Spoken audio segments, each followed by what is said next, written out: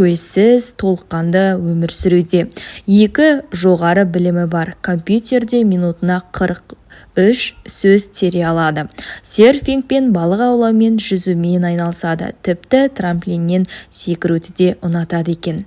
Ник Вуйчичтің кітабы қиындықты және өмірден түңілген кезде жеңуге деген талға үлкен мақсат қойып, қалағанына қол жеткізу мүмкіндігін көріп үйренуге аз уақыт жұмсаған жоқ.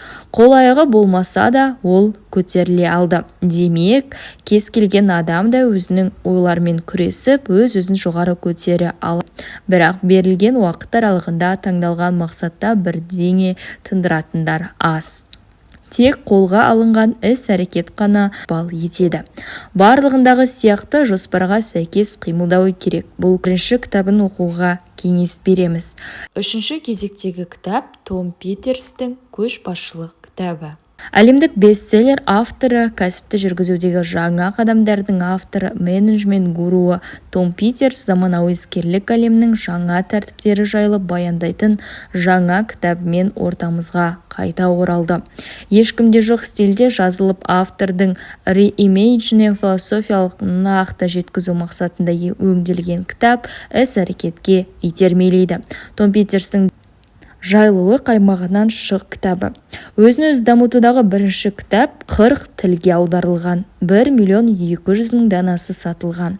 Осы кітаптан Брайан Трейси есімді өзіндік даму бойынша жетекші маманның әлемдік жетістігі басталады. Кітапта уақытты бөлуге бағытталған сұрақтарды меңгеруге 30-дан аса әдіс-тәсілдер келтірілген. Жайлылық аймағынан шыға отырып, күрмеуі қиын мәселелердің шешімін табуға болатыны жайлы Брайан Шарманың Феррарин сатқан монах деп аталады. Нағыз табыс деген не? Оған қалай қол жеткізуге болады? Мансаптың өсуіне, әлемдік дағдарыс жағдайына тәуелсіз бақытқа кенелген болама? Үнемі ертеңгі күнге алаңдамай, әр өткен күннен ләззат алуға болады.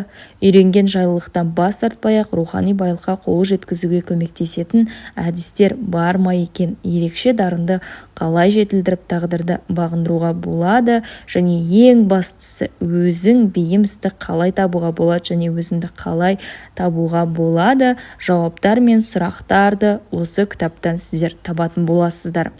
Жауаптар әлемнің көптеген елдерінде бестселлер болған осы кітапта Робин Шарма Джулиан Ментл атты миллионермен бірге